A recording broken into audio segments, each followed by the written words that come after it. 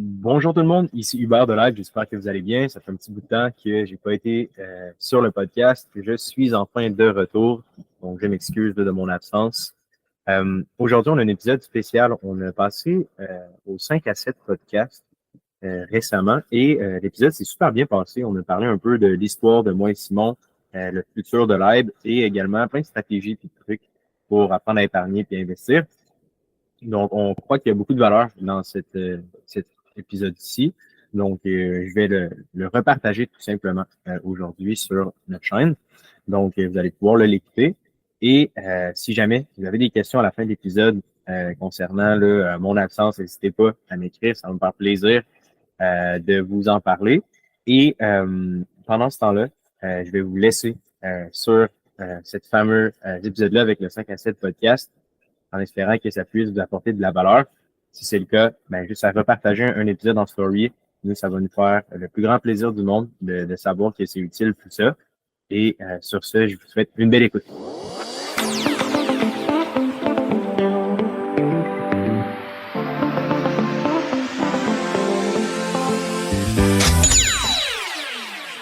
Hey, salut les gars bienvenue au 5 à 7. C'est pour dire qu'on se dit hello fresh. Ouais, c'est ça. Puis les gars, on les reçoit sur le podcast parce qu'eux aussi, ils ont un podcast qui s'appelle Go Libre. Ça s'appelle-tu? C'est ça, OK? Parce qu'avant, c'était Liberté 45. Ouais, maintenant, ça s'appelle Live ou Libre Podcast. Ah, OK, oui, c'est peut-être. T'avais-tu des droits d'auteur sur Liberté 45 par exemple? Non, et Pierre-Yves, qui est venu d'ailleurs ici, on y avait parlé au départ pour lui demander si c'était correct. Il nous a dit tant que vous écrivez pas un livre, that's fine.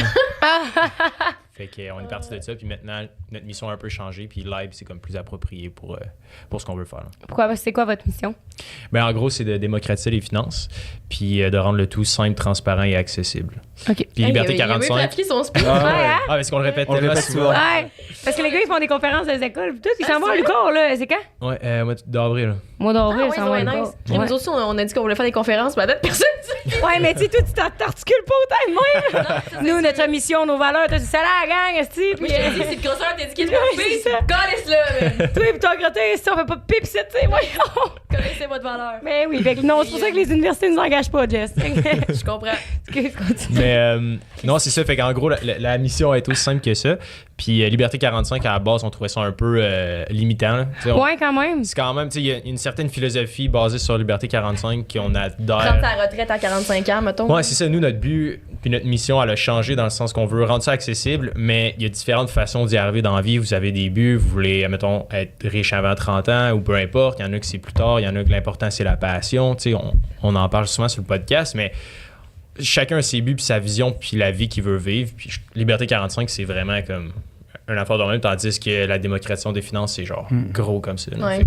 C'est les jeunes de 20 ans, quand tu leur disais 45 ans, c'est comme « Ah, 45 ans, c'est longtemps !» Puis les gens qui arrivaient à 40-45 ans disaient regarde les deux petits jeunes là, qui pensent qu'à 45 ans, tu peux être en retraite. » Donc on a eu un bon nom, je pense que ça nous a aidés, mais je pense qu'on était rendu à d'autres choses qui est beaucoup mieux maintenant. Mais aussi, moi, il y a comme la connotation liberté que j'aime pas, genre dans la Liberté 45, comme si c'était juste quand tu avais atteint ta retraite que là, tu étais libre. Tout. Alors, oui, c'est pour être libre financièrement tout le kit, mais je trouve que ça met un genre de rush de genre là, faut que, peu importe ce que tu fais, là, on s'en crisse, t'aimes ça, t'aimes pas ça, t'haïs ça pour mourir, c'est pas grave, tant qu'à 45 ans, t'as pris ta retraite, ça va réussi, genre. Ouais. Puis on a eu une conversation là-dessus, justement. Tu sais, c'est vraiment pas un échappatoire où, tu sais, un jour, je vais pouvoir, tu sais, je vais économiser toute ma vie. Puis c'est correct, il y en a aussi que ça fonctionne, mais tu sais, que je vais économiser toute ma vie pour être autonome financièrement. C'est un peu de l'échappatoire. Tu sais, ils font, OK, je vais travailler, j'aimerais pas ma job, puis je vais essayer d'y arriver en épargnant. Il y en a pour qui, tu sais, au lieu de se dire, OK, ben maintenant, je vais take action, je vais trouver quelque chose qui me passionne, puis je vais essayer de le poursuivre. Je vais attendre à 45 ans au lieu de le faire, alors qu'ils pourraient juste facer le problème live, puis se dire, qu'est-ce que je peux, tu sais, take action now, puis essayer d'y arriver avec une solution dans les prochaines années, au lieu de dire, OK, je vais me serrer la ceinture, faire quelque chose que j'aime pas pour peut-être être libre à 45. Là. Fait que c'est pour ça un peu qu'on trouvait ça important de changer votre nom là-dessus. Puis c'est parce que je voulais te conter une histoire à cause que quand les gars sont arrivés... Attends un peu, parenthèse, pour les auditeurs. Voulez-vous vous présenter, les gars? Ouais. Oui, c'est vrai. Oui, nous, ça a pris comme 8 épisodes la première fois avant qu'on se présente. C'est vrai. Elle, c'est Jess, moi, c'est Rose aussi. Vas-y, Sim. L'inverse. Simon, 35 ans, un petit gars C'est pas ton speech d'OD, là! Ah merde, OK! Moi, j'arrive au bar et les cocottes, tassez-vous de là. Bon, Jess est en couple. J'ai jamais regardé OD, donc ça va être compliqué de faire la même chose. Mais j'ai 35 ans, j'ai un petit accent français pour ceux qui ne l'entendent pas. Donc j'ai vécu 18 ans en France, je suis arrivé ici. Puis j'ai plusieurs choses. Dans le fond, je travaille fort depuis que je suis très jeune. Je pense que j'ai eu la bonne idée d'investir très jeune. Je suis passé très endetté, où j'étais plus capable de payer mes intérêts sur ma carte de crédit, à maintenant avoir une valeur nette de plus d'1 million de dollars. Donc ça s'est fait. C'est des années que ça prend. Ça s'est pas fait d'un claquement de doigts. Je viens pas d'une famille très riche. Puis mon but là, c'est vraiment un peu comme Max Wynne il disait sur votre podcast, c'est que 2 ans plus tard, il y a des gens qui viennent le voir pour dire hey, j'ai lu ton livre, puis j'ai fait ça, puis maintenant je suis rendu là. Moi, c'est un petit peu la même chose. J'ai plusieurs business, mais ma chose principale que je veux, c'est générer de la valeur, que des filles comme vous, des gars, peu importe, viennent me voir pour dire hey Simon, j'ai écouté ton podcast avec toi puis Hubert, puis sérieux, j'ai trippé, puis maintenant j'ai plus de dettes, je suis capable de vivre bien, tu sais, je suis heureux dans ce que je fais, je suis accompli. Donc c'est ça que c'est ça ma mission principale avec Lib en fait. Nice. Hubert, côté, j'ai étudié pour devenir conseiller financier. En ce moment, je suis encore aux études. Moi, ça veut dire que j'étais nutritionniste avant. J'étais comme ça, c'est pas le même. C'est ça, j'ai étudié en finance. Puis maintenant, je travaille surtout en technologie. Fait que l'on développe des plateformes. Puis on a plusieurs projets en cours. Puis les finances, ça a toujours été quelque chose qui était tabou pour moi dans ma famille. On n'en parlait pas nécessairement. Puis j'avais pas les connaissances ni les personnes autour de moi pour m'aider à comme investir puis comprendre ça. Fait que j'ai vraiment fait énormément de recherches, puis au bout du compte, on a commencé par partir live de fil en aiguille, qui est une newsletter, qui est devenue un podcast, qui est devenu une plateforme. Puis on s'est rendu compte que c'était vraiment pas tant démocratisé, puis il y avait tellement peu de gens qui en parlaient qu'on s'est dit pourquoi pas prendre action. Fait que de fil en aiguille, je suis devenu le... Puis qu'est-ce que moi je peux retrouver sur votre plateforme, mettons? Ouais, parce que là, tu l'as dit souvent, comment la plateforme, ouais. mais... Fait que dans le fond, la plateforme, c'est golive.ca, puis là-dessus, il y a une infolette, il y a des outils, des calculateurs. Admettons que tu vas apprendre à investir par toi-même, ben, il y a toutes les ressources là. C'est le fun de downloader Wealthsimple, mais après ça, quand tu es sur Wealthsimple, qu'est-ce que tu fais? Right? Tu achètes des actions de Amazon, Apple, Facebook, puis so what? Genre, c'est quoi ton plan? Qu'est-ce que tu veux faire? Fait que nous, on provide un peu cette espèce de gap-là entre qui est toi, tu vas investir par toi-même, puis il y a des plateformes qui existent. Fait que nous, on donne un peu le bagage, puis sinon des outils pour t'aider à épargner ou un peu à figure out ce que tu veux faire. Puis on donne aussi des bootcamps pour aider les gens à c'est ça, prendre en main leurs finances de A à Z. Fait que si, admettons, t'es quelqu'un qui connaît pas trop comment ça marche l'argent, puis comment établir un plan puis atteindre ses buts, ben nous, on se met un petit peu entre les deux, puis on s'assure que, comme un Sherpa, dans le fond, là, qui aide les gens à passer à travers ça. J'ai l'impression aussi dans les dernières années que le genre de... J'ai conseiller de vente, mais c'est pas ça dans la tête. C'est, conseiller financier. Conseiller financier, ça a été comme la nouvelle mode, genre comme être... comme travailler immobilier. Ouais, exact. Tu m'enlèves les mots de la bouche. C'est trois-là. Fait que je trouve ça difficile aujourd'hui de savoir vers qui aller puis comment faire confiance. T'sais, là, je vois mon chum qui il a passé à, justement, endetté à faire 0 de cash puis à vivre à paye à... Aujourd'hui, il fait full d'argent puis il sait même pas comment l'investir. T'sais, il voudrait bien l'investir comme... Tout le monde me dit investir dans l'immobilier, mais comme... Mais ça, ouais. OK, mais où, mais qui, mais quand, genre, puis c'est quoi, faut regarder, puis tout. Il devrait suivre le petit jeune sur TikTok, là, qui a 21 ans, puis qui va devenir millionnaire avant 30 ans, parce que... T'as pas vu ça passer? Non. Il y a genre une touque, là. Corey? Genre, ouais. Ah ouais. Et genre, tu veux devenir millionnaire avant 30 ans? Puis finalement, c'est sa grand-mère qui a acheté un duplex, puis il l'avait jamais dit. OK, fait qu'il est sur TikTok, puis il me gueule après, comme quoi que... Let's go, man. Mais tu sais, Ross, tu le dis bien, puis Hubert et moi, notre mission, c'est aussi que de montrer que déjà, de une, c'est pas parce que tu fais beaucoup d'argent que t'es riche et que t'en as. On en parlera après de la madame. Puis, deuxièmement, dans nos conférences avec, dans les écoles, etc., on dit, il y a une statistique, on met une image, puis il y a plein de gens célèbres. Donc il y a Johnny Depp, Francis Ngannou, qui est un gars qui était au UFC, Mike Tyson, bref, il y en a plein, puis on leur dit aux jeunes, c'est quoi leur point commun? Donc là, tous les gens, ils sont comme tous les enfants, les jeunes, disent ah mais sont full riches, etc. Puis en fait, le point commun de tous ces gens-là, il y a des joueurs de hockey, il y a des joueurs de football, etc. Ben, c'est qu'ils ont tous fait faillite. Ils faisaient des salaires de malades mentaux, mais ils ont tous fait faillite parce que faire de l'argent n'est pas égal à savoir gérer son argent. Puis nous, Lib, on aide aussi aux gens à gérer leur argent, puis aussi de montrer que c'est pas parce que tu épargnes et que tu fais des choix financiers que automatiquement tu vis dans ton sous-sol tranquille puis que tu manges des pâtes à chaque jour. Ça veut pas dire ça, épargner. Donc c'est ça, c'est un peu tout ce sujet tabou qu'on essaie de changer puis de montrer aux gens que tu peux très bien épargner puis vivre super bien, d'aller au resto, de faire des voyages. Tu sais, c'est pas juste de vivre enchaîné puis compter tes scènes. C'est pas ça du tout. C'est vrai que moi, je vois ça de même. Voilà. Ouais, puis c'est un peu... Ben, beaucoup de gens, parler, on n'épargne pas partout, nous autres. Ouais, mais on dépense pas non plus, là. Je veux dire, on dépense, mais on dépense au bon moment, on dépense pas. Sérieux, là. Non, mais je veux dire, on s'achète pas de linge, pas de crossettes, on dépense dans... Ils veulent démocratie puis être transparent, puis tu fais que ça des mensonges.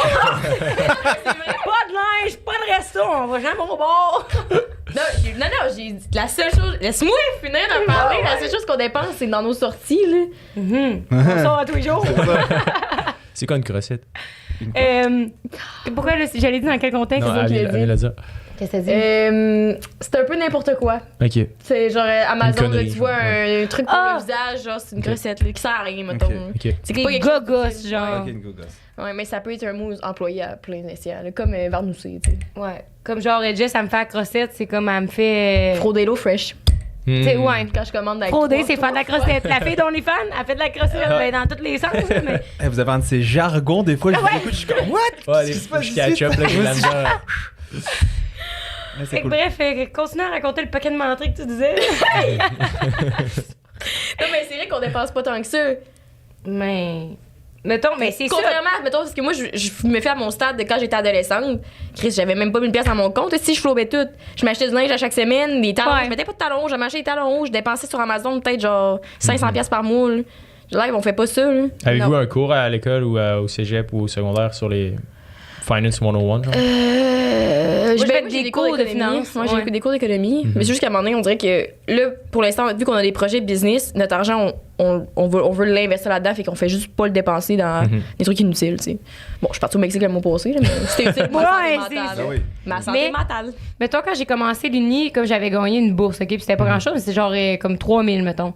Puis, là, dans le temps, mettons, une de mes ex-belles-mères, elle me disait, ben investis-le, tu sais, investis-le à la bourse, puis tout le kit. Puis j'étais comme, je sais même pas quoi faire avec ça, je sais même pas comment faire. On commence par où? C'est ça que je me demande. Ouais, ben, on peut en parler, tu sais, on commence par où? Il y a plusieurs façons de le voir. C'est certain que, tu sais, le saint graal un peu de l'investissement, c'est le bon vieux CELI, là, quand t'es jeune, puis que t'as comme zéro argent dans zéro compte, puis que tu cherches par où commencer, là. Fait que d'investir à travers ton CELI, c'est comme une super bonne chose à faire. Puis après ça, tu sais, vous, dans votre cas, vous êtes plus entrepreneur, c'est certain que, tu sais, dans votre entreprise, il y a beaucoup plus d'opportunités à réinvestir dans votre entreprise puis la faire grossir que, tu sais, d'investir en bourse ou En grossette. ou en crédit.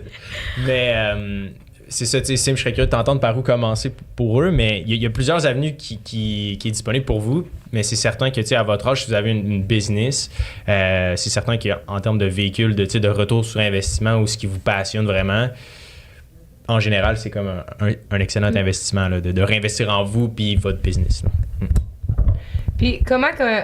Ben, c'est parce que tu as posé une question, fait que je pensais que tu allais répondre. Non, ben, dans le sens, ouais, c'est Hubert l'a bien dit. Tu sais, ce qui est super important avant de commencer, c'est de déterminer ses objectifs. Si toi, tu me dis, moi, mon but, c'est d'avoir 1 million à 30 ans, je te dirais, faut arrêter de te casser la tête. C'est quand même assez facile avec le CELI puis les REER, une bonne job, d'avoir 1 million d'actifs nets.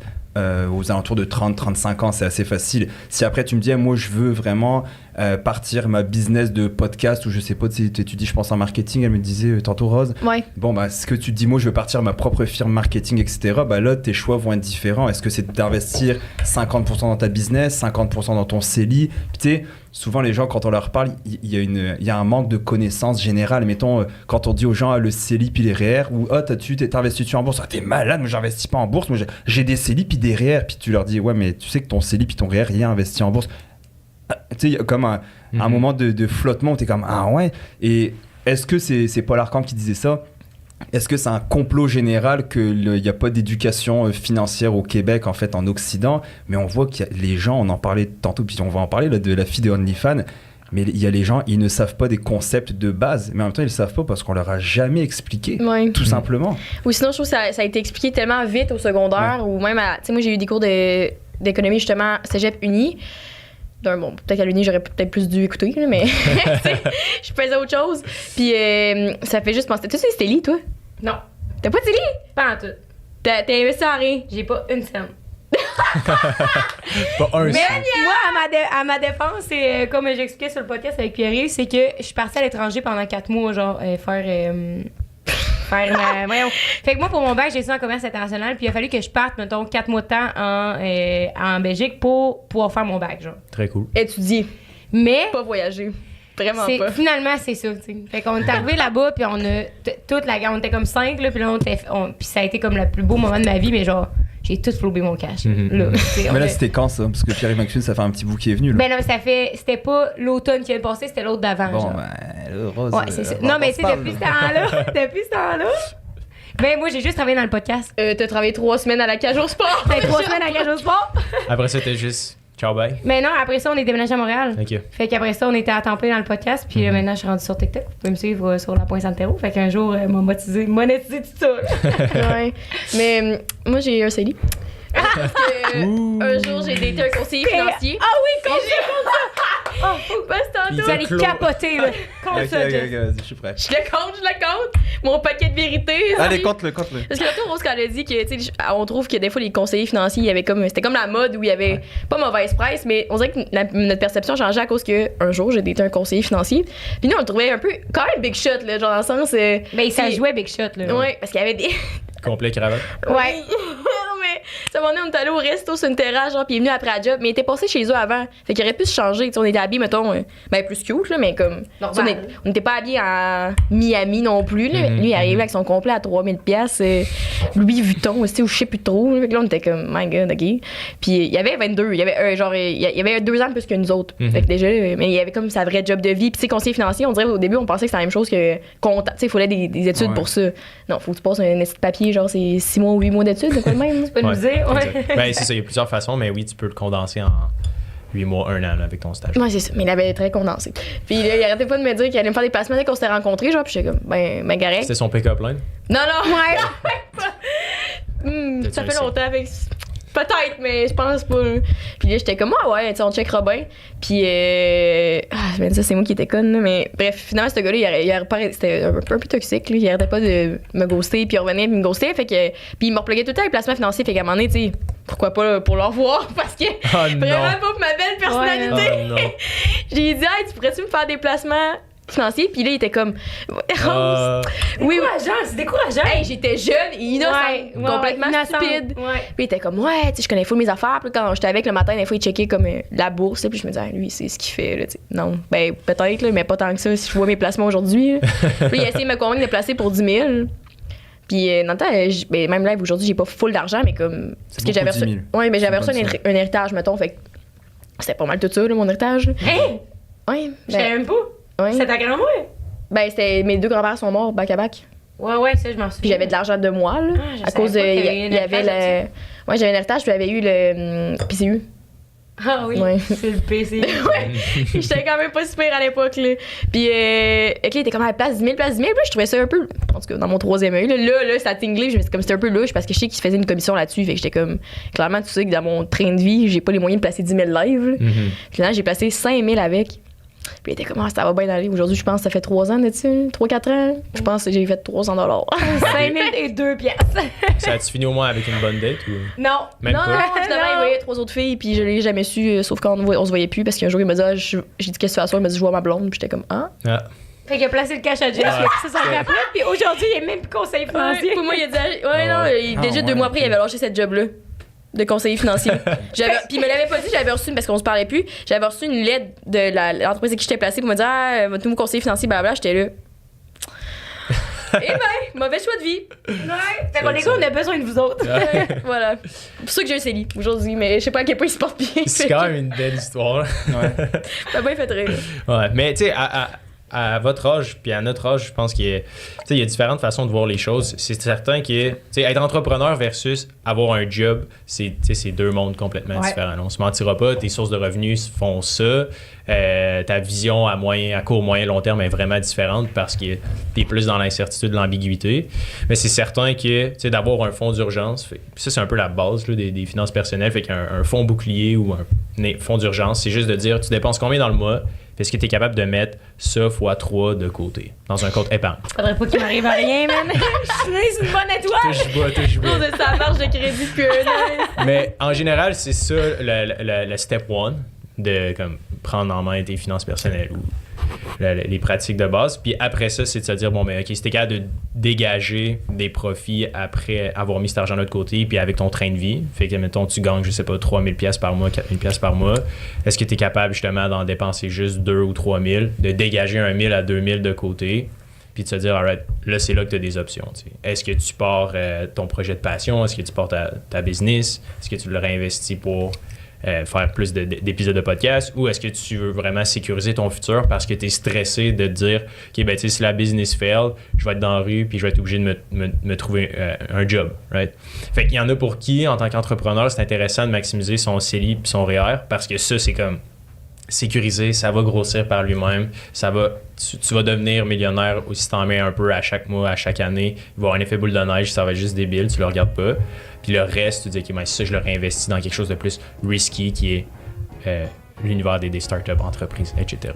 C'est parce que moi, je me dis, puis là, je m'adresse aux gens qui finissent comme nous l'Uni live. Mm-hmm. C'est souvent comme, soit à l'Uni, comme le monde travaille pas ou il travaille peu, fait que c'est un genre de comme 10-20 000 par année. Fait que là, c'est. Après ça, tu pars de là. Tu finis l'Uni, puis tu te ramasses, mettons, avec un salaire de, je sais pas, 60 000, 70 000 par année. Tu fais quoi avec cet argent-là, tu sais? Ben, tu sais, rapidement, là, en quelques étapes faciles qui sont vraiment pas compliquées, tu sais, fais-toi un budget, c'est plate, mais ça prend ça. Ouais, non, mais c'est plate. Il est plate, ce gars-là, c'est Ah non, mais puis ça me dérange pas. Puis tu sais, toute ma vie, moi j'ai 35 maintenant, toute ma vingtaine, on m'a dit que j'étais plate parce que je faisais ces choix-là. Puis maintenant, là, à 35 ans... Il y a la grosse BM. J'ai la grosse BM, j'ai la grosse maison, la piscine creusée, puis ça, c'est du matériel, je m'en torche. Par contre, le plus gros luxe que j'ai, c'est de pas avoir à travailler. De faire ce que je veux. Je veux venir ici un lundi midi, je viens ici un lundi midi, je veux aller m'entraîner, je vais m'entraîner, pendant que tous mes amis sont à faire du 8 à 5. Et pour moi, ça, outre la BM, je pourrais rouler en Kia, je m'en torche. Pour moi, c'est ça le principal, c'est de gérer ton propre horaire, de faire ce que tu veux. Man, pour moi, il n'y a pas mieux que de faire ce que je veux dans la vie. Bref, je reviens à mes moutons, on fait 60 000, c'est de dégager au moins 10 à 20% que tu vas mettre en investissement. Parce que quand tu sors au bar ou peu importe, que tu prennes 6 ou 7 drinks, est-ce que ça va vraiment faire une grosse différence? Donc le 7e drink, dis-le, c'est quoi? Je vais le mettre en investissement celui-là. Surtout maintenant avec des drinks à genre 15 balles, le drink, je suis quand même, l'inflation c'est un petit peu trop. Tu sais, vous en avez tous surtout profité. à Montréal aussi. C'est n'importe quoi. Bref, garde-toi un 20%, 10%, même un 5%, puis place-le. Fais juste ça, puis ce que tu fais là, dans ton CELI, REER, peu importe, souvent c'est le CELI qui est le plus avantageux au début de notre carrière, tu fermes tes yeux, puis tu reviens, puis tu fais ça chaque semaine, là, c'est un automatisme, une routine. Puis tantôt, si on a le temps, là, je vous donnerai les 5 secrets, les 5 choses que tous les millionnaires font. C'est quoi leurs habitudes? Puis là-dedans, c'est d'avoir une routine. À chaque fois que tu as de l'argent, tu te payes en premier. Donc tu te prends un 10 ou un 20%, tu as gagné $100 pour une gig, je prends un $10 puis je le mets en placement dans mon CELI. Puis tu fermes les yeux, comme j'ai fait, tu continues à en mettre, puis tu reviens dans 20 ans, puis voilà. Puis je sais que tu vas me dire, ouais, mais on peut mourir demain. Je veux bien, mais à date, je suis pas encore mort là. Puis si on regarde la statistique, c'est 83 ans la moyenne. C'est pas ça que j'allais dire. Ouais. Non, ouais. Ce que j'allais dire, c'est... Elle allait le dire. J'ai vu son regard. Ça faisait juste penser à un gars en Gaspésie en ligne qui m'avait sorti ça. Il avait comme payé à tourner à tout le monde. Et puis il arrêtait pas d'avoir des drinks à la table. On était comme une gang de 10. On s'était tous rencontrés là. Payer des drinks. J'étais comme, Chris, le bill va coûter cher. Là. C'est genre 300-600$. T'es comme moi, là. Oui, on peut mourir demain. Ils disent, à soir, si je meurs demain, je vais être heureux d'avoir payé à traiter à mes chums. Ça, c'est le même monde qui font de la coke. Ils sont comme, hey, on va mourir demain, on flamme tout. Ouais. Ils disaient, mon père et moi, quand il est jeune, quand j'étais jeune, fait qu'il dit, moi, la vie, elle peut s'arrêter. Je comprends, là, mais qu'est-ce que tu fais? Je comprends que ça vient. Mais tu sais, même si tu payes la tournée à tout le monde, tu peux quand même mettre un 10$ de côté. Tu sais, dans le sens qu'il y a rien qui t'empêche de faire les deux. T'as bien raison, mais moi aussi, ce que j'en ai, c'est qu'au début, tu disais, j'étais full endetté, puis je me suis sortie de l'endettement, puis tout, t'étais endetté de quoi? Moi j'étais endetté parce que des dettes de consommation, dans le sens que si je voulais un truc je me l'achetais. En fait j'ai toujours eu beaucoup d'argent parce que je travaillais fort, je donnais des cours de sport, j'ai toujours travaillé beaucoup, mais je dépensais beaucoup plus que ce que je gagnais. Donc à un moment donné ça te rattrape. Parce que tu dépenses, au début c'est comme je suis juste endetté de 1000. Mais non, mais tu mets ça sur ta carte de crédit, tu payes le minimum. Tu mets ça sur la carte de crédit, tu payes le minimum, mais à un moment donné tu te rends. Puis un de mes boss à l'époque m'a pas payé pendant des mois et des mois. Puis moi, con comme j'étais moi j'étais comme à lui, je le voyais, c'était mon idole, ce gars-là. Donc moi j'étais comme, je veux travailler pour lui, je veux être comme lui, tu sais. Puis finalement il me payait pas. Puis à un moment donné tu te ramasses avec une carte de crédit de genre 15 000 pièces. Là tu te dis puis t'as pas de salaire, t'as pas d'argent qui rentre. Donc là, j'étais comme... Faut que je me trouve une job. Ouais, donc ça a été super compliqué. Tu sais, après, une fois que j'ai comme allumé, puis que j'ai dit, OK, il faut que je fasse de quoi, je m'en suis sorti très rapidement, tu sais, ça a bien été. Mais honnêtement, l'anxiété que j'ai vécue là-dedans de pas avoir d'argent, puis de se dire, my God, je pourrais pas subvenir aux besoins de ma famille, de payer ma maison et tout, je veux plus jamais revivre ça de ma vie, plus jamais. Puis ceux qui parce qu'à ce moment-là, ta vie, t'avais déjà comme des enfants. Puis non, j'étais, non, mais j'avais quand même des paiements, j'avais un paiement de voiture, etc., comme tout le monde. Mais je me disais, tu sais, si je reste avec ce montant-là en dette, je m'en sortirai jamais. Tu sais, je voyais pas le bout. Puis tu sais, maintenant, tu sais, pour nous, peut-être 13 000 maintenant, c'est comme, bon, c'est correct, c'est pas grand-chose. Mais quand t'es début vingtaine, 13 000, puis que t'as pas d'argent qui rentre, c'est quelque chose. Puis comment t'as commencé à t'en sortir de cette dette-là, mettons? T'as trouvé d'autres jobs? J'ai trouvé notre job, j'ai changé de job. Puis en fait, j'avais 3 jobs en même temps que j'ai fait pendant plusieurs mois. Puis j'ai clairé le 13 000, ça m'a pris à peu près 1 an à clairer le 13 000, le même mois. Puis après, tout ce que j'avais, j'ai tellement fait attention, j'ai tellement eu une panique que j'ai comme fait l'effet inverse où je suis devenu un peu un écureuil, là, où tout l'argent qui rentrait, je le gardais, puis je le plaçais. Puis maintenant, ça va plutôt bien. Puis toi, au niveau de tes finances, peut-être ça avait l'air de quoi? Parce que t'es plus proche de notre âge quand même. Ouais, c'est ça, exact. Ben, j'ai toujours été un peu entrepreneur, ou du moins, ma famille, on vient vraiment pas... on n'a jamais eu... je viens pas d'une famille bourgeoise. Là, je suis parti pas mal de rien. Puis, en gros, ça a toujours été un sujet qu'on n'a jamais vraiment parlé. Fait que c'était un peu difficile de naviguer là-dedans. Mais j'ai travaillé en vente quand j'étais jeune un peu plus. Puis, l'entrepreneuriat a toujours été quand même quelque chose qui était proche de moi. Fait que c'est certain que je générais quand même certains revenus. Mais je dirais que juste... d'avoir un paquet de connaissances en finance. C'est juste de comprendre comment l'argent rentre, comment l'argent sort, comment les différentes façons de l'investir, les retours sur investissement, le taux d'intérêt. Quand tu comprends un peu la game, entre guillemets, c'est vraiment plus facile d'en accumuler et d'en avoir plus. Parce que quand tu comprends la valeur d'$1, puis où est-ce que tu peux le mettre à quel endroit pour maximiser ton retour sur investissement, honnêtement, ça fait une grosse différence. Puis tu n'as pas la même mentalité quand tu entends quelque chose ou quand tu gagnes quelque chose. Parce qu'après ça, mettons, tu gagnes 1000$, je te donne 1000$ live, où est-ce que tu l'alloues? Right? Qu'est-ce que tu fais avec ces 1000$-là? Quand tu comprends un peu comment ça fonctionne, tout ça, ça va vite, ça peut vraiment aller vite. Là, puis Sim, je pense que c'est une belle histoire. Il l'a vécu de son vivant. Là, de passer à 0 à 1 million de valeur nette, là, pas 1 million de revenus. Là, c'est comme de net worth. Là, c'est quand même rare. Puis c'est un peu ça justement qu'on parle souvent sur le podcast, c'est qu'il y a différentes méthodes, différentes stratégies pour y arriver, puis ça part vraiment juste par les connaissances. Oui. Mais c'est là avant que j'en venais, avant de compter mon histoire avec mon conseiller financier. Arrête de faire cette face-là, chaque fois que je mentionne ça. C'est bon, mais cette histoire-là, ça n'a pas d'allure. Mais moi, c'est ce que j'ai oublié. Je vais me rappeler, il était censé te faire des placements aussi. Hey. Tu te rappelles pas? Tu sais, il t'avait appelé, puis il était supposé descendre à notre appart, puis là, finalement, il avait fait demi-tour à la last minute. En tout cas, finalement, il a échappé. Mais il y en a des bons, des conseillers financiers. Je pense que nous, ce qu'on aime, c'est vraiment l'approche hybride. Souvent, il y en a plein des histoires de même, là, que c'est complètement crazy. T'es comme, voyons donc. C'est ça que c'est dur de faire confiance. Là. C'est ça, c'est vraiment dur. Mais non, c'est pas dur. On est la preuve vivante. Une date, puis merci. Ouais. Mais, il y en a, nous, ce qu'on aime, c'est un peu l'approche hybride, justement, là, oui, c'est bon un conseiller financier, mais je pense que 3 dates, puis là, tu bloques des conseillers financiers. Exact. Mais c'est ça, c'est bon d'en avoir un, mais c'est bon aussi de le faire un peu par soi-même en partie, parce que ça te sensibilise. De outsourcer ça à 100% puis dire que lui, il s'occupe de ça. À un moment donné, ça reste que c'est toi qui est entre les deux, entre je reçois du cash puis qu'est-ce que je fais avec. Ouais. Mais ce que j'allais dire, avant de reparler de l'autre bozo, là, c'était quand t'as mentionné, Simon, que on dirait qu'on n'apprend pas ça, puis on le sait qu'on le sait pas. Mettons, même moi, j'ai eu des cours de finance, puis d'économie, puis tout le tralala, puis de comptabilité.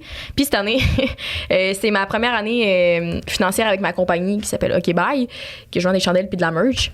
Puis mon frère, il est comptable, puis à un moment donné, il me pose des questions, puis il est comme, tu es un comptable, puis là, c'est un autre comptable, mais il est pas vraiment conseiller. D'habitude, mettons, mon frère, lui, il s'est rendu notre comptable, mettons, puis il nous donne des conseils à chaque semaine sur qu'est-ce qu'on devrait faire comme move, puis tout. Ce qui est bon, là, contrairement à l'autre qui arrive une fois par an aux impôts puis il nous dit envoyez-moi vos factures. Ouais. Puis on savait pas avant qu'on devait garder nos factures. Les dépenses de compagnie, on connaissait fuck all ça, qu'est-ce qui passe là-dedans. Puis là, mon frère, il me dit, t'as fait combien, mettons, dans ton revenu? Puis là, je sais pas, donc je dirais 100 000. T'es comme, si t'as fait 100 000, t'as combien de dépenses? Puis là, j'étais là. Je sais pas, 15-20 000 peut-être, là. Finalement, c'était plus, une petite chance, là. Mais. Puis là, il me dit, tu vas peut-être devoir payer 30-40 000 d'impôts. J'étais comme, faut que je leur donne de l'argent. Mais tu sais, parce que moi. Non, mais il était comme, ben oui. J'étais comme. Qui? Puis pourquoi autant? Genre, j'étais comme, non, Chris, j'ai travaillé pour cet argent-là, tabarnak, je vais le garder. C'est exactement ce qui est arrivé avec la fille d'OnlyFans aussi, là. On peut peut-être. Mais tu sais, qu'est-ce que je pense, c'est pas moi qui te l'ai envoyé sur TikTok?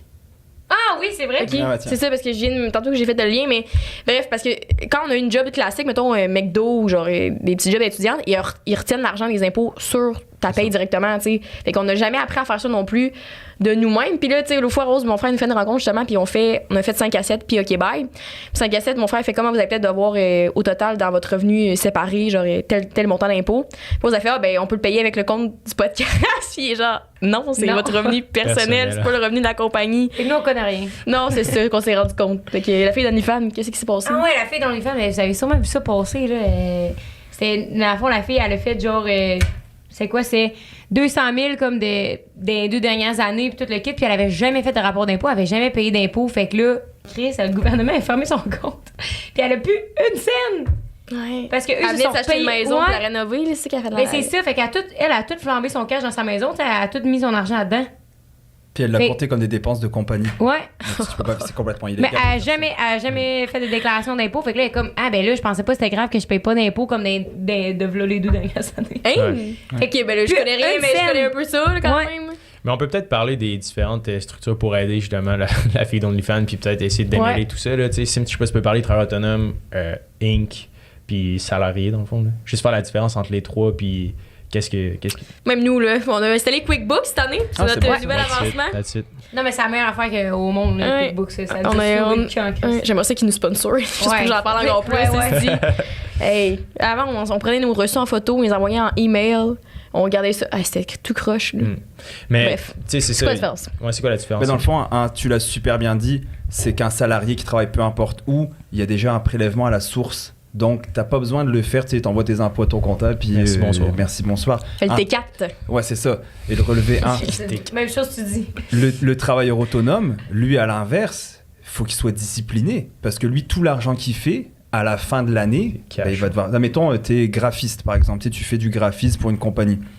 Puis là, t'as fait 60 000 cette année, puis t'as gardé ton 60 000, mais tu dois payer des impôts parce qu'ils n'ont pas été prélevés. Donc, à la fin de l'année, t'as des tranches d'imposition fédérale et provinciale, tu vas devoir payer de l'impôt. Si tu les as pas gardés, le gouvernement, j'en parlais tantôt avec Rose, le gouvernement, il va aller te saisir. Peu importe que tu fasses faillite ou pas, le gouvernement, comme une pension alimentaire, etc., il va se payer, le gouvernement. Là. Genre, ils vont pas te laisser... Ah, c'est correct, tu savais pas qu'il fallait payer de l'impôt. Ah, on va te laisser passer cette fois-ci. Mais non, oublie ça, ils vont te défoncer, ils vont aller te chercher. Et t'as des intérêts.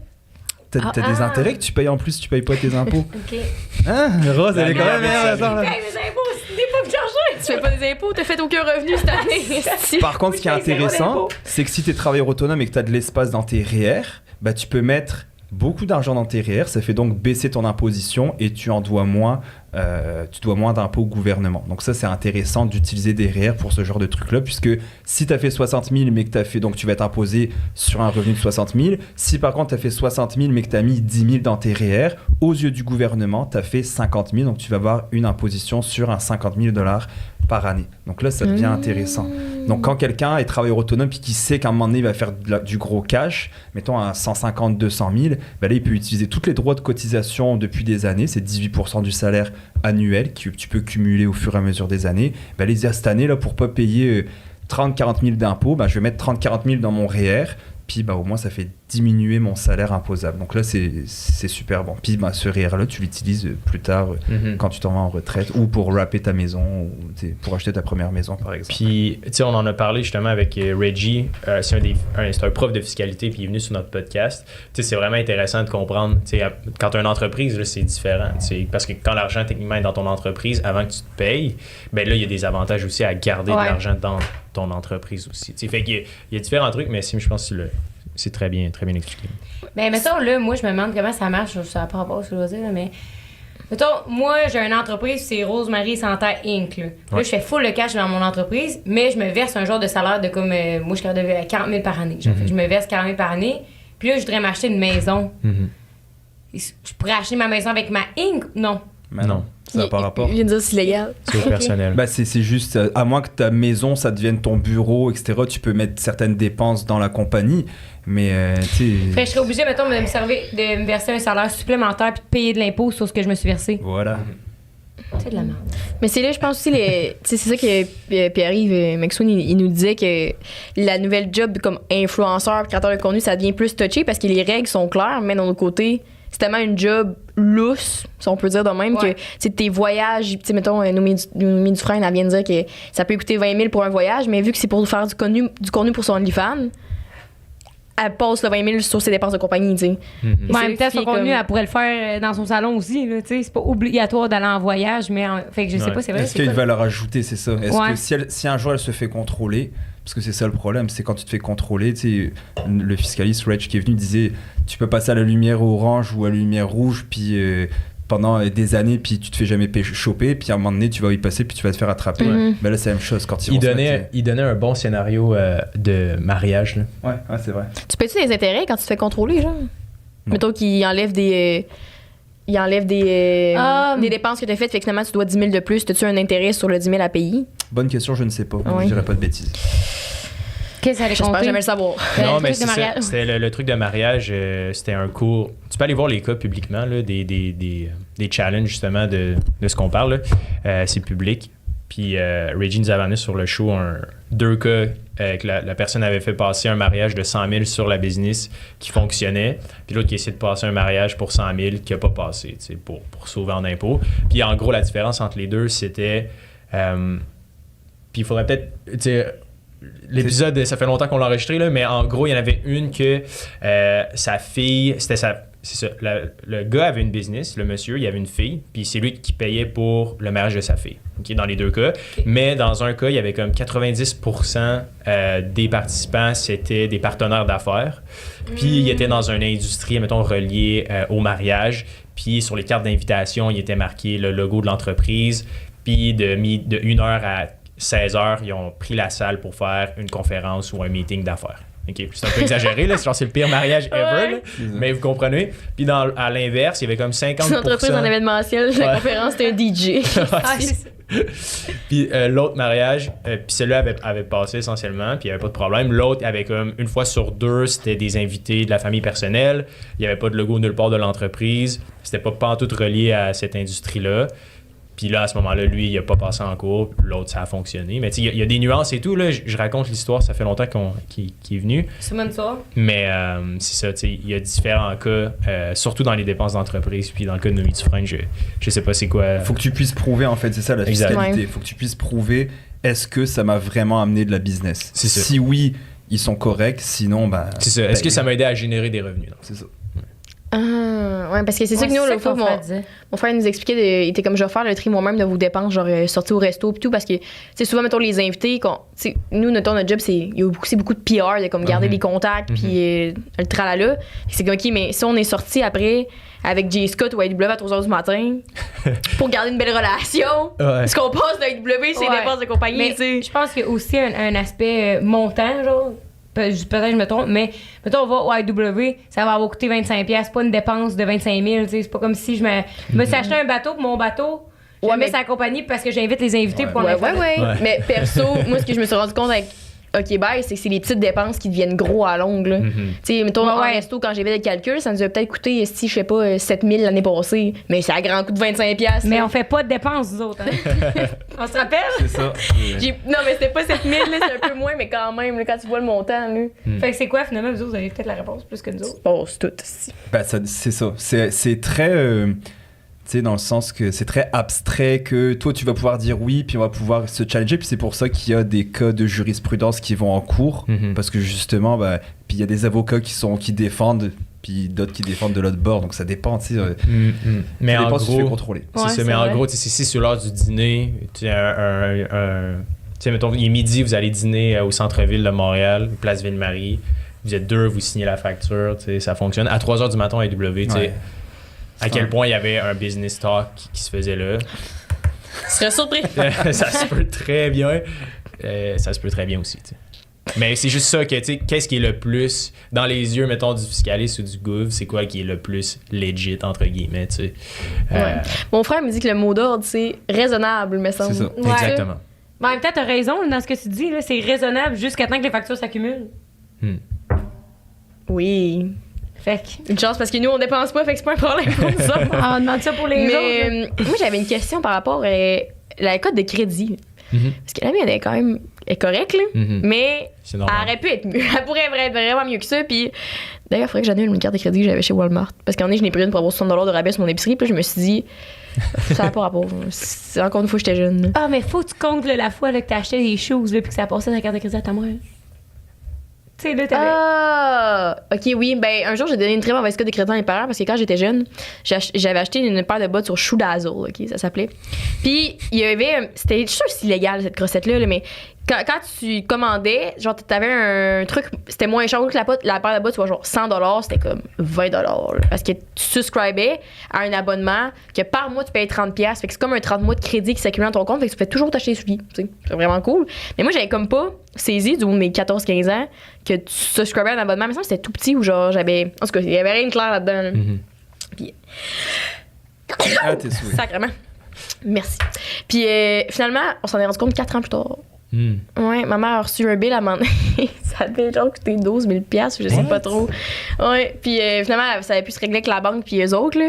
Puis après ça, ils se sont rendus compte que j'avais recommandé une deuxième fois sur Chutasson avec la carte de crédit à mon père. Non. T'étais une tabarnak quand t'étais jeune. Mais non, mais je l'ai demandé à la permission, là. C'est juste que j'avais pas saisi du caractère, si je sais pas trop, là. Fait que... C'est tes parents là, qui ont manqué de... J'ai pas dit ça, je dis juste que j'étais une conne, entre autres. Mais ça avait fait vraiment une très mauvaise carte de crédit. Puis moi, aussi, quand j'étais jeune, j'avais pogné une carte de billes. Puis pendant un bout, j'achetais juste plein de crossettes, tout ce que je voulais. Parce que quand j'étais vraiment plus petite, mes parents, ils m'achetaient rien, mais ils m'achetaient pas tout ce que je voulais. J'étais comme un jour, je vais avoir du cash, hein, à tout ce que je veux. La balle molle, man, t'as moi. Hein. Les talons en argent, à moi aussi. Hein. Fait que j'avais vraiment dépensé. Puis à un moment donné, je vois que mon compte de billes est dans le zéro. Puis je suis comme, ça passera plus. Puis là, j'achète des trucs avec. Calé, ça passait pareil. En je me négatif, disais, hein? il y a un bug! Non, il y a un bug, c'est gratuit. Ouais. Puis à un moment donné, la madame de la banque nous appelle à la maison. Puis là, mon père, comment ça fait trop fait? Elle appelle, elle laisse un message pour toi. Ben, tu sais, moi, j'ai comme 15 ans. Mais la banque n'est pas censée m'appeler. Là. Puis je le rappelle. Puis comme, oui, c'est juste pour te dire, tu as des déficit de $250 dans ton compte. Elle dit, c'est pas normal. Puis je sais pas, je remettais de l'argent. Je travaillais au McDo dans le temps. Il y avait comme des intérêts où je sais pas trop, fait que ça refaisait un déficit. Je sais pas, je repayais, ça refaisait quelque chose. Puis j'étais comme, je vais jamais m'en sortir. Donc quand t'es à découvert, tu payes un frais de. Okay. Des fois, c'est ça. Moi, mais le frais me remettait à découvert à Chris. Fait que je m'en sortais pas. Là. Fait que là, j'avais rappelé à madame, puis finalement, tout s'était réglé. C'était pas un gros découvert. Puis elle m'avait dit, fais attention parce que ça se peut que t'aies vraiment une mauvaise cote de crédit plus tard. Et là, j'ai fait parfois quelques mauvais choix dessus par rapport au crédit. J'avais oublié de payer, mettons, des fois ma carte de crédit parce que j'ai pas le paiement automatique. Puis un jour, je suis allée voir ma carte de crédit quand on voulait faire un projet. J'étais comme, Chris, OK, elle est dans le jaune. C'est genre. En tout cas, c'était dans le deuxième moins bon. Là, je suis rendue dans le 3 ou 4e. Je sais pas trop comment ça marche, là, mais l'avant-dernier ou l'avant-avant-dernier. C'est ton CELI, ça, c'est ton CELI. Ouais, c'est sous la carte de crédit du Walmart aussi. Mais je comprenais pas, moi, quand j'avais des cours d'économie, est-ce que ça fait mauvaise code de crédit de payer, mettons, le minimum à chaque mois? Parce que moi, c'est pas ce que je fais, je paye mon solde dû.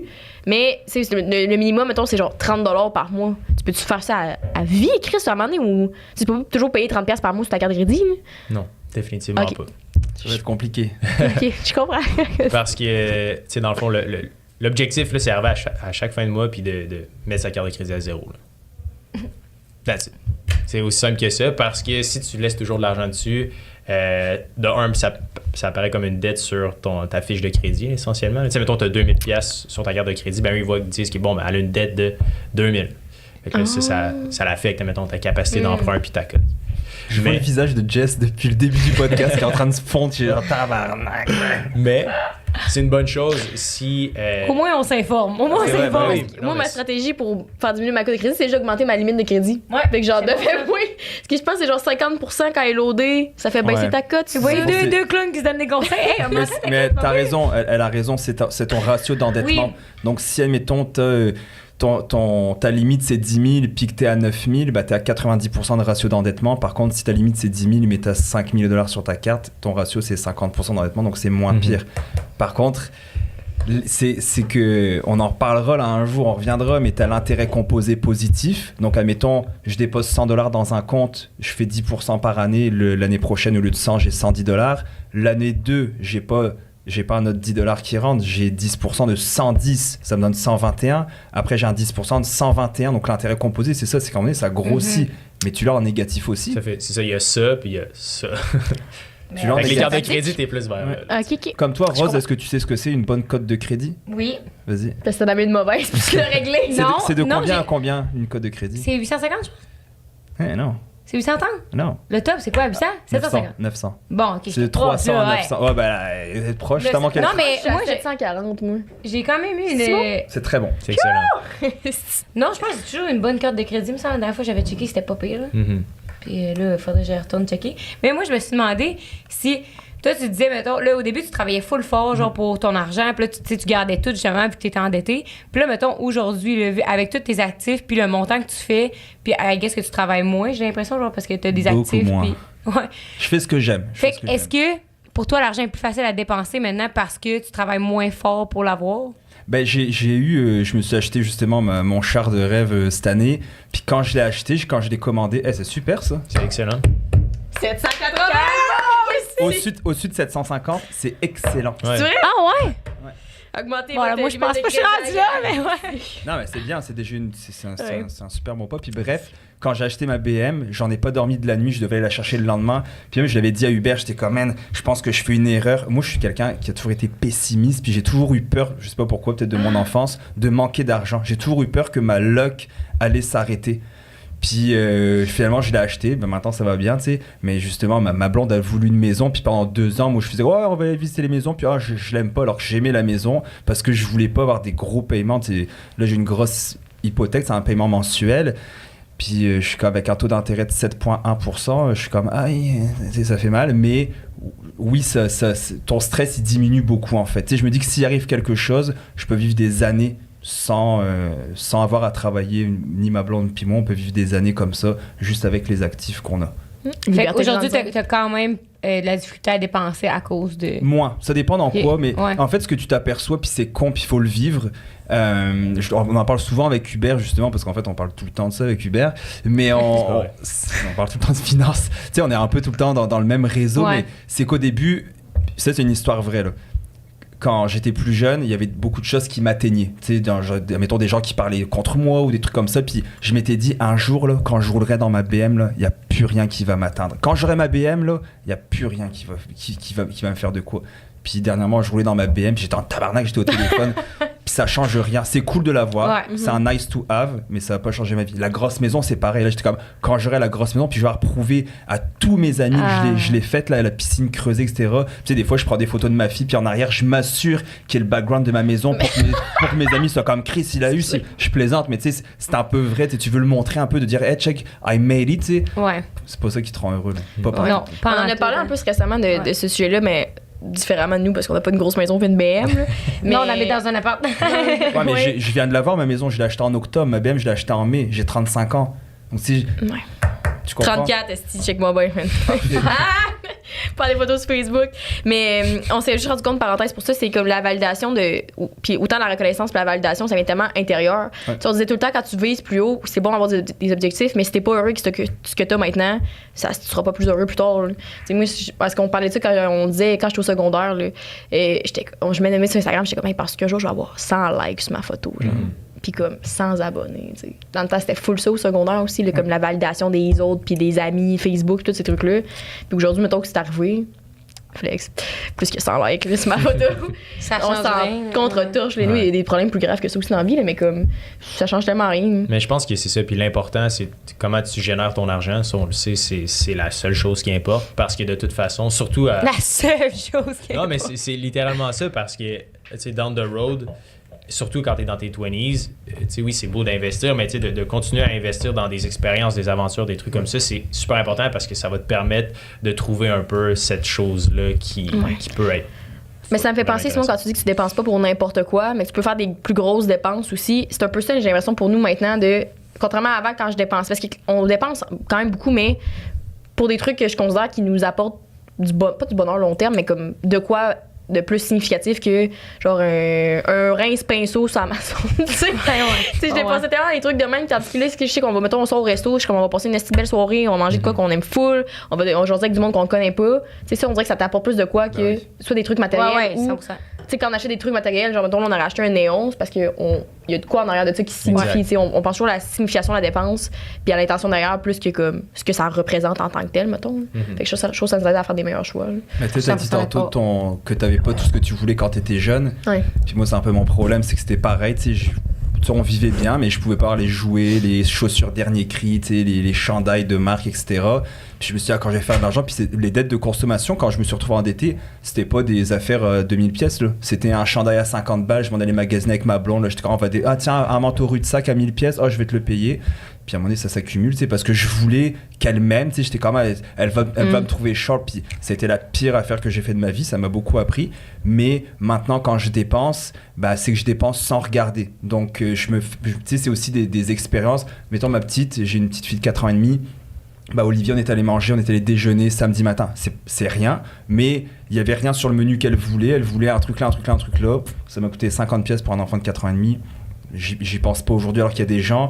Moi, quand j'étais plus jeune, là, on peut pas prendre de dessert, puis on prendra pas d'entrée. Moi, je veux pas vivre comme ça. Puis Hubert le dit très bien. Tu l'as dit sur un vieux podcast, mais que tu veux manger ce que tu veux, quand tu veux. C'est ça pour toi, là. Mais c'est un peu ça, ouais. Puis ça dépend un peu c'est quoi ton but, mais ça reflète un peu la chose que tu mentionnais, là. Il y en a pour qui c'est de passer du temps avec les gens que t'aimes, de pouvoir provide puis avoir des super... Que là, il y en a pour qui le 8 à 5 genre, ou le 9 à 5, c'est utile parce qu'ils ont un horaire fixe. Tandis que quand t'es entrepreneur ou travailleur autonome, tu travailles souvent, en tout cas au début, tout le temps, là, dans la fin de semaine, t'es toujours dans ta tête, fait que continue. Ben non, c'est ça. Puis, il y en a pour qui, le 9 to 5, c'est... Souvent, on se fait bombarder de le 9 to 5. C'est de la merde, puis blablabla. C'est la Matrix. Ou, sois entrepreneur, tu vas voir, c'est malade mental. Puis je pense que...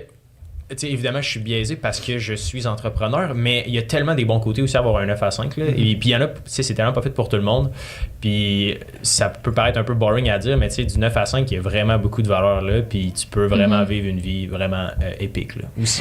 Hier, j'étais dans le char avec mon chum, puis on roulait, puis j'étais comme, ça fait tellement longtemps que j'ai ressenti la genre de l'euphorie ou la liberté de, tu sais, quand tu passes la porte de ton bureau, t'es comme. Là, c'est la fin de semaine. Là. Puis là, c'est vendredi. Puis là, il est genre 3 heures, le monde commence à s'en aller. Puis c'est comme, hey, je m'en vais en ski, je m'en vais avec ma blonde, on s'en va en van life, blablabla. Tu sais, de passer à la porte du bureau, faire comme. Libéré. Ah, si, je suis libre, genre. Ça fait longtemps que j'ai ressenti ça, là, tu sais, comme quand on était jeune, on travaillait au McDo, puis on finissait un chip, là, t'es comme, hey, là, je peux aller rejoindre mes amis dans un party. Là, c'était tellement un sentiment euphorique, c'est longtemps que j'ai ressenti. Mais ce qui est crazy, c'est qu'en temps, tu sais, est-ce que tu as une job maintenant, non? Parce que ça a changé ou. On était à la job. On était là. Ok, c'est ça, exact. Mais tu sais, des fois, c'est que t'as de la difficulté avant à faire la coupure entre les deux, right? Ouais. Mais tu sais, le pire, c'est que c'est juste, tu sais, c'est mental, là, parce que t'as pas de nouvelle job, là, right? Là, c'était ce sentiment-là de ouais, non, c'est vrai. Ouais. À chaque vendredi. Ouais. C'est juste ça aussi, c'est la difficulté d'être entrepreneur. Mais c'est qu'on se sent moins aussi peut-être en prison, entrepreneur, dans le sens que c'est plus un choix d'être là, tandis que quand mettons, on travaille au McDo, non, j'ai pas choisi de travailler aux frites pendant 6 heures pendant un rush, là, à sentir la graisse. Là. D'accord. Je pense pour ça, mais des fois, c'est comme en fin de semaine, hey, j'ai pris la liberté. On se disait avant qu'on commence le podcast d'aller m'acheter un chien. Ben, mes parents m'achetaient un chien parce que moi, je peux pas en avoir, mais c'est mon chien. Fait que, puis j'étais censée faire des bougies toute la fin de semaine parce que pour l'instant, j'ai pas employé. En tout cas, il faudrait que ça s'en vienne, mais c'est aussi les dépenses de job. C'est un autre combat là, pour ma part. Puis ma mère était comme, tu fais-tu avec nous? C'était à 9h le dimanche. Puis j'étais genre, hey, j'ai pas vraiment le temps. Il faut que je produise 500 bougies tout seul.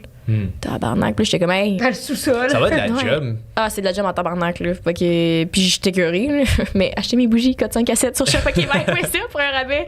Puis j'étais curée de les faire parce que j'en ai fait trop, là. Puis c'est ça qui me prend le plus de temps. Puis c'est pas ça que j'aime produire, c'est marketing en arrière, tu sais.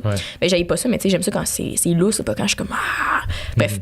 Puis j'étais genre au début, j'étais comme, ah non, je pourrais pas. Puis là, j'étais comme, hey, ça me tente d'aller voir une gang de petits chiots aussi me sauter dessus. C'est quand tu vas dans l'envie. Puis depuis que je suis revenue du Mexique, où je suis allée pour ma santé mentale en dépensant de l'argent. C'est vraiment ça le mindset que je me suis rendu compte que j'ai reperdu en revenant du Mexique de comme la job. Puis là, j'étais comme, hey, c'est pas vrai que je vais pas m'écouter, faire ça me tente de faire. Puis au pire, je suis montée, mettons, en matin à Montréal hier soir parce que j'ai fait des bougies jusqu'à minuit, tu sais. C'est comme une genre de fausse liberté finalement, là, tu sais. Parce que tu dis, on est entrepreneur, on est libre, tout le kit, mais non, parce que dans ta tête, tu l'es pas, parce que t'es comme, moi, je peux pas faire ça, parce que là, j'ai telle affaire, t'es plus libre de tes choix, mais il faut que tu sois organisé en conséquence, tu sais. C'est plus ça la différence, parce qu'il y a personne qui le fait à ta place, tandis que moi, mon horaire de 9 à 5, il est décidé. Fait que je suis pas libre de choisir, tu sais, directement. Le gros problème, puis c'est ce que je disais à ma blonde pas plus tard qu'hier, c'est qu'en tant qu'entrepreneur, on pense sans cesse à ça. Ouais. Ma blonde, elle finit vendredi, elle travaille pas l'après-midi, à midi, c'est fini. Ah bah s'acheter une bouteille de vin, comme elle. Elle attend sa terrasse. Ni du samedi, ni du dimanche. Il y a le petit blues du dimanche vers 7-8 heures en soirée, que t'es comme en crise, demain c'est lundi. Moi, je l'ai plus, ça fait des années que j'ai pas ce... Ah, c'est lundi, maintenant je travaille tout comme... on est quel jour? Ça, c'est tous les jours, je sais pas que ça se ressemble.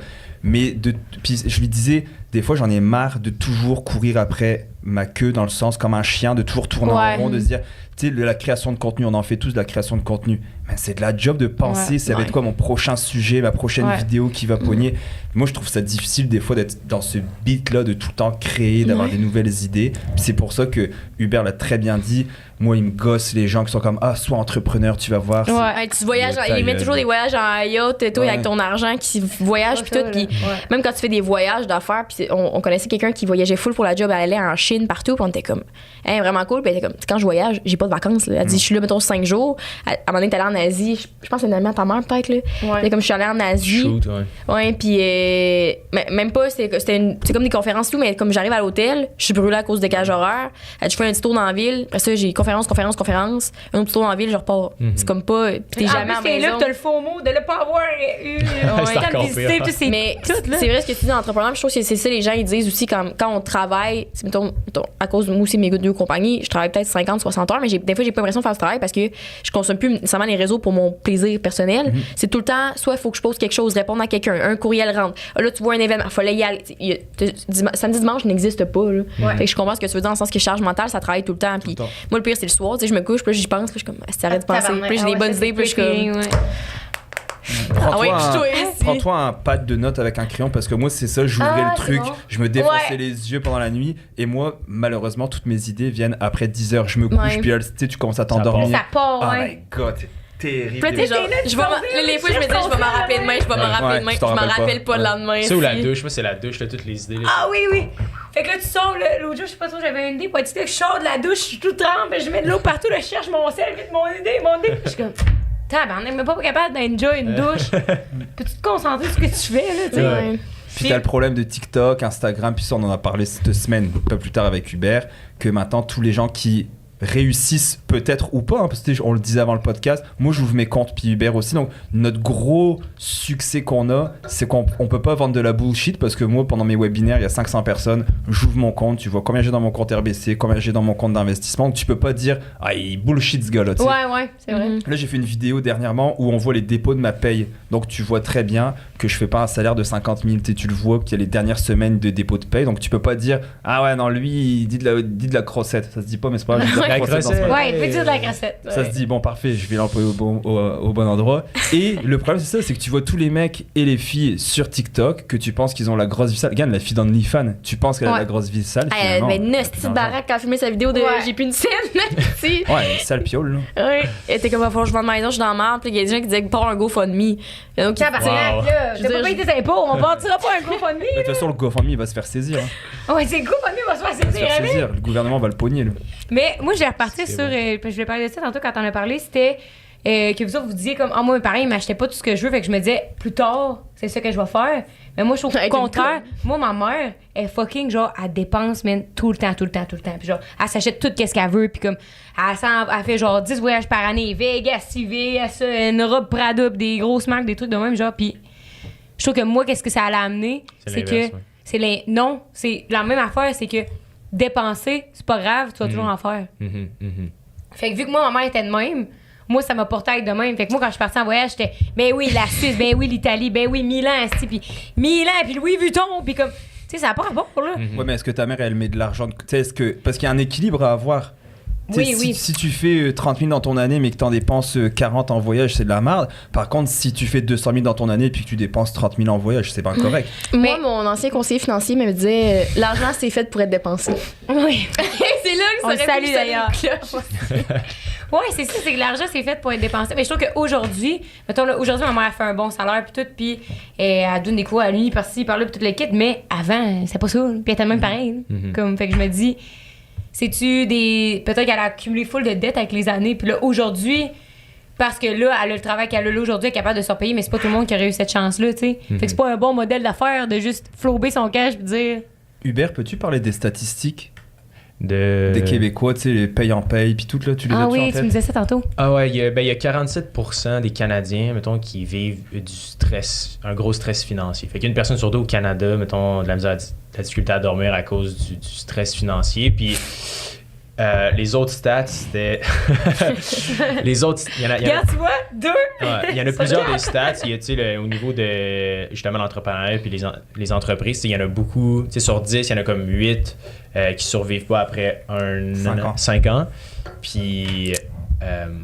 les deux c'est vrai autres... que ma voyante me dit que mon entreprise allait fermer après 3 ans. C'est drôle. Elle est cool, ta voyante. On la salue. Mais c'est ça. Puis les autres stats, le taux d'épargne, mettons, moyen des Canadiens est comme de 2 ou 3%. Fait que, mettons, tu gagnes 100 000, tu réussis à mettre 3 000 pièces de côté par année. Il crisse pas beaucoup. Non, c'est rien. C'est la moyenne. En France, en Europe, c'est plus haut qu'au Canada. 17%. Je trouve ça fou ce que tu viens de me faire penser parce que, tu sais, justement, avec ma business, OK Bye, tu sais, il y a des gens souvent qui. Ça m'a tellement fascinée. Puis j'ai quand même une clientèle. Mettons, la moyenne, c'est 25 ans. Puis moi, je me fie sur le fait qu'on a 22. Puis oui, on dépense pas beaucoup, on dépense beaucoup. Bref, c'est un sujet assez varié selon à qui vous parlez en ce moment. Là. Mais je sais que demain, je serais pas dans la merde. Mettons, là, comme si le podcast arrête, je suis pas dans la merde pour. J'ai un petit coussin. Ouais. Puis le nombre de gens qui me textent souvent, genre, hey, dès que j'ai ma prochaine paye, c'est toi la commande que je passe, puis tout, blablabla. Ouais. Mais comme mes produits, je sais que c'est pas 5 $ le produit, mais mettons, la bougie est comme 35-40$. T'es pas capable de payer un truc à 40$ en ce moment, faut que t'attendes ta paye. Genre, moi, ça me fascine. Tu choisis de la dépenser là-dedans aussi. Ouais, mais genre, je suis fucking grateful, mais moi, ça me créerait tellement de stress, là, comme t'as même pas ça à mettre. Si t'as pas 40$ à mettre dans une commande, ou comme la commande moyenne, mettons, c'est 70$. T'as pas 70$ à mettre dans quelque chose. Ouais. Moi, ça me fascine, là, parce que je suis comme. Broke, là. Mais le taux d'endettement. Ils attendent tout le temps leur paye, mais c'est du monde quand même vieux, dans le sens que je me dis, hey! Mais tu sais, les stats parlent d'elles-mêmes. Imagine du Canada au complet, là, le taux moyen d'épargne est genre entre 2 et 3%. Puis ça, t'associes ça à les gens, les médecins, les comptables, peut-être pas les comptables, mais les gens qui ont des grosses carrières aussi, là, qui en gagnent 150 000 et en dépensent 150 000. Mais hier, je me promenais justement à Terrebonne, puis on regardait comme les maisons, puis toute l'équipe, puis je me disais, faut avoir combien dans son compte pour s'acheter une grosse baraque de même, Pas genre? tant que ça. Non, mettons une maison avec un garage, genre. Puis là, une piscine en arrière. Je me disais, tabarnak, moi, dans ma tête, il faut être millionnaire pour s'acheter une maison de même. Mais non, c'est ça qui est fou. Tu peux faire un bon salaire. Évidemment, tu as besoin d'un bon salaire, mais il a la capacité. C'est quoi un bon salaire? Mettons, je sais pas, 100 000.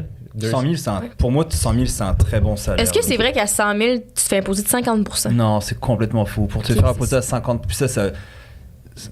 Pour te faire imposer à 50, c'est quoi? 750 000 à peu près, quelque chose comme ça. Parce que c'est des tranches d'imposition de revenus. Ouais. Puis les gars qui font 750 000, ou à peu près, il faudrait que je vérifie, là, prenez pas ça pour du cash, mais à 100 000, tu te fais pas imposer 50%, ça c'est sûr et certain. Ça te prend plusieurs. Je pense au-dessus de 250 000, là, tu commences à avoir un taux d'imposition de 220, 250 qui est à 50, puis après, tu descends. Mais c'est tes portions, donc de 40 à 50, je suis imposé. Ah ouais, c'est vrai que ma portion de 40 à 50, admettons, je dis n'importe quoi, 15%. De 50 à 60, cette portion-là est imposée à 17%, etc. Donc non, on se demande pourquoi on comprend rien à nos finances. Mais c'est pour ça, les gens, ils pensent tous qu'ils payent 50% d'impôts. Tu sais, j'en connais pas grand monde. Mais est-ce que t'es pas imposé sur ton premier 12 000, ça se peut-tu, ça? C'est exactement le premier 12 000. C'est ça que j'ai retenu de mes cours d'économie au cégep. Génial. Mais c'est ça, puis la maison, tu sais, je sais pas, tu gagnes 100 000 par année, puis tu as une bonne cote de crédit, ils vont te donner une capacité d'emprunt de. Tu sais, je sais pas, dans ton cas, tu pouvais emprunter pour. Moi, je pouvais emprunter pour. Beaucoup. Même quand ils nous ont dit avec ma blonde, on a de l'argent, là. Quand ils nous ont dit combien on pouvait emprunter, j'étais comme. C'est ça, il peut emprunter d'un million. Je veux pas emprunter ça. Non, je peux te dire, bon, tu peux t'acheter une maison à 1,5 million. Ouais. Mais ça me fait penser à. Tu sais, quand tu deviens médecin, là, c'est une fille que je connaissais en médecine. En tout cas, son amie à qui c'est arrivé.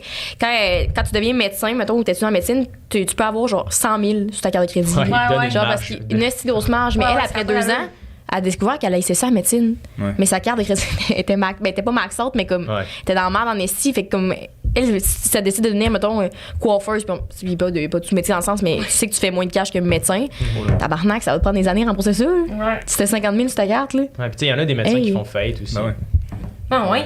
Pourquoi? Parce qu'ils dépensent tout leur cash? 70% des joueurs de la NHL retraités ont des problèmes financiers. C'est des gars qui font des millions. Hein. Des millions. Je l'ai dit en début de podcast. Faire de l'argent n'est pas égal à savoir gérer ton argent. T'as des millionnaires qui ont fait 50 000 toute leur vie, mais qui ont su placer leurs pions correctement.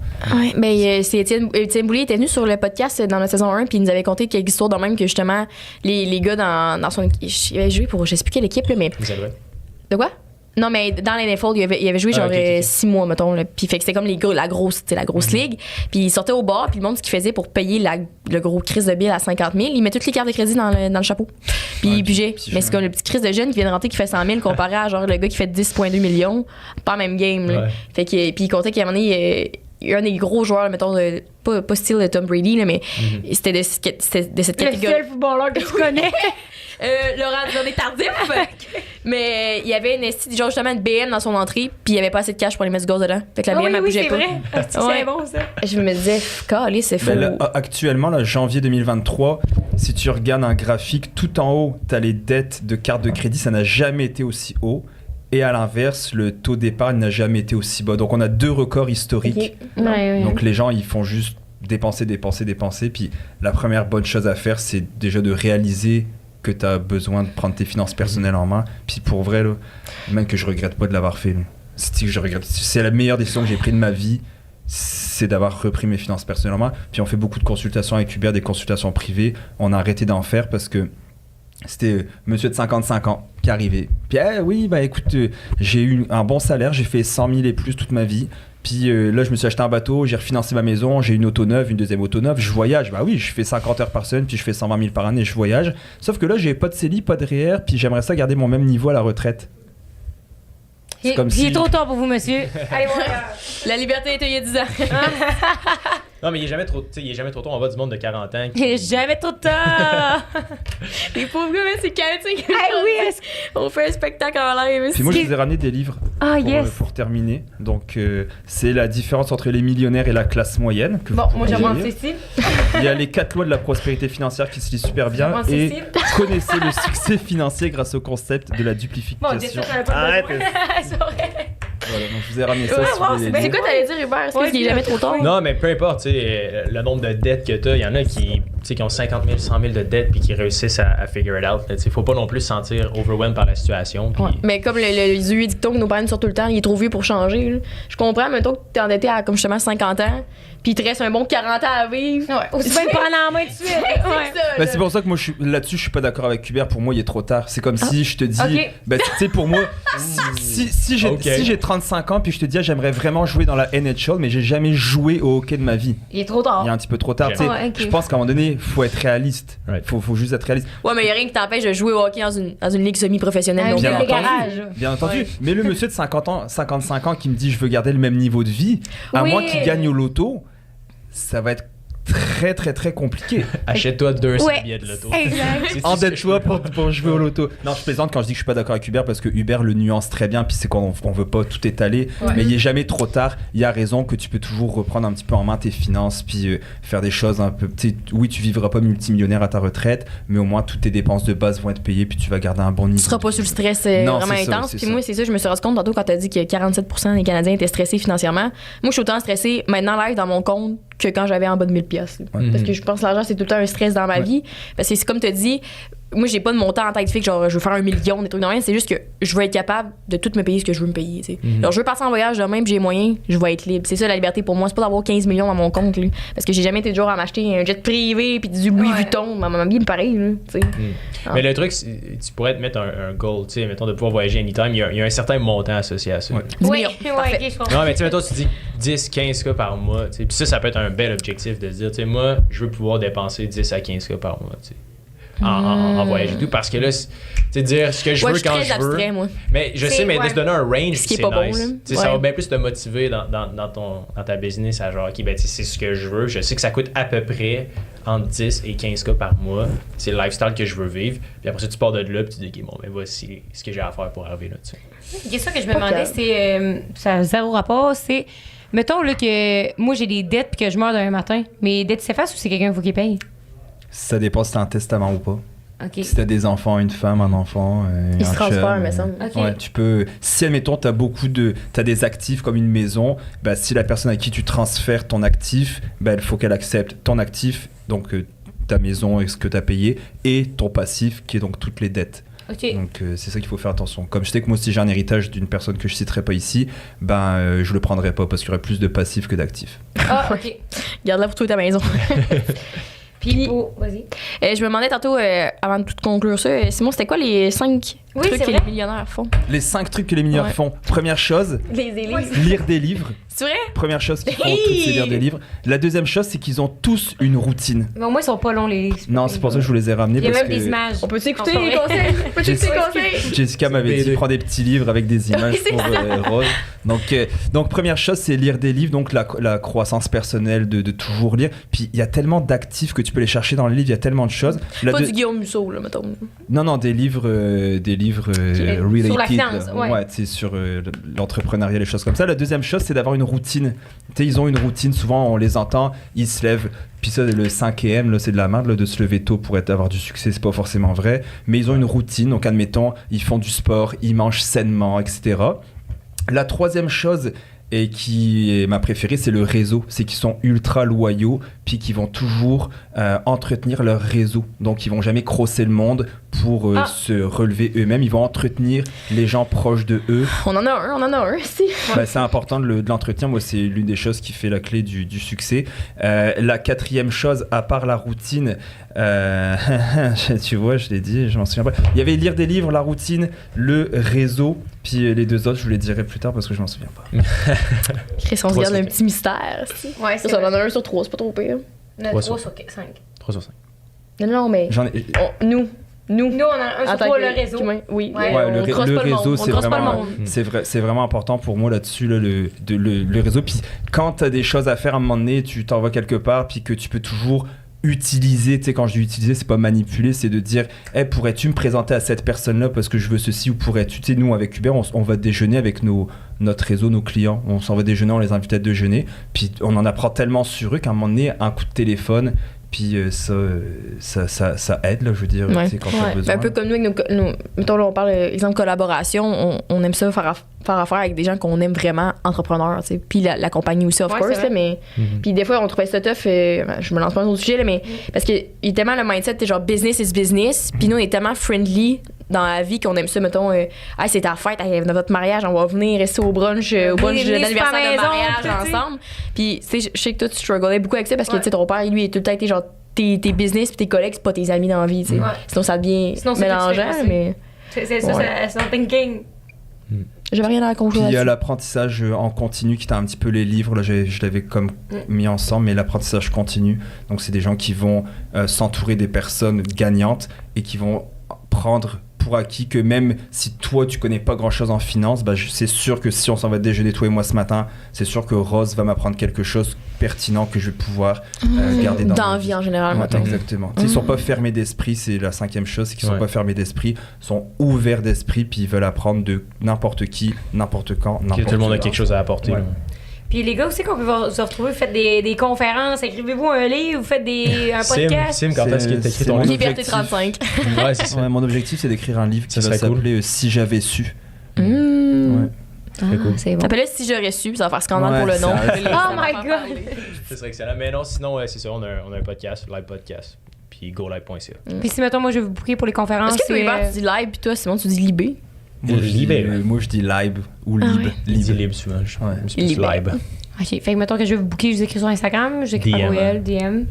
Puis, est-ce que vous promotez vos réseaux personnels? Est-ce que vous êtes sur les réseaux chacun de votre bord ou vous avez votre projet ensemble? Ouais, on peut.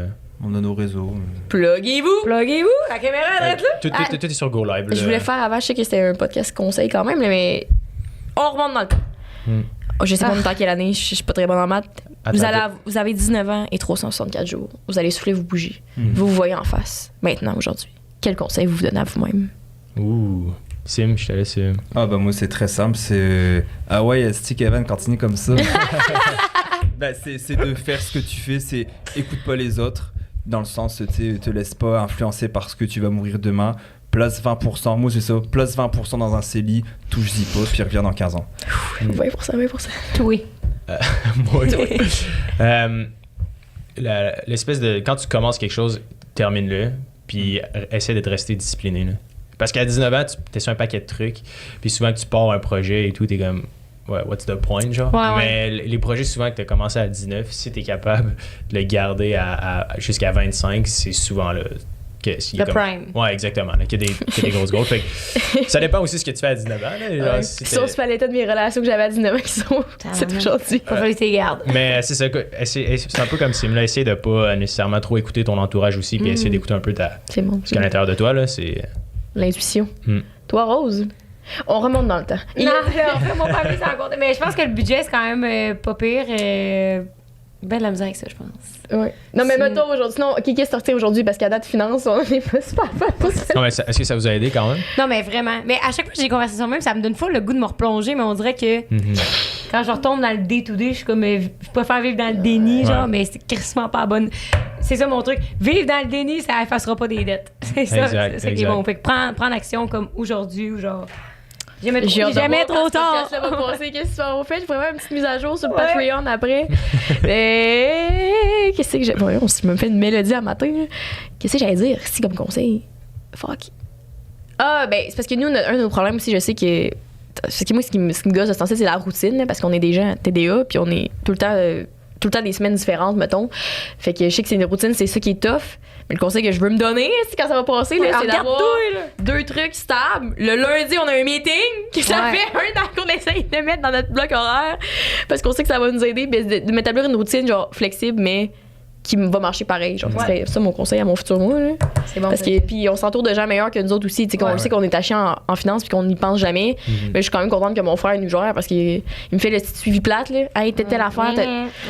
Oui, si j'ai donné $200 de don à l'Uni sans le savoir. Fait que merci les gars, c'est vraiment cool. Ouais, les gars, je vais aller écouter plein d'épisodes du podcast, je pense. Ouais, moi aussi, ça m'a vraiment donné le goût d'en Parce qu'il on sait jamais, c'est finance, on dirait que c'est plate. En théorie, vous étiez vraiment fun. Puis vous parliez bien. Fait que vous êtes pas plate. En pratique, vous êtes pas plate. Mission accomplie. Chantez-vous une petite toune d'intro tout le temps. Il n'est jamais trop tard. Il faut aller finance aussi. Merci, Fille.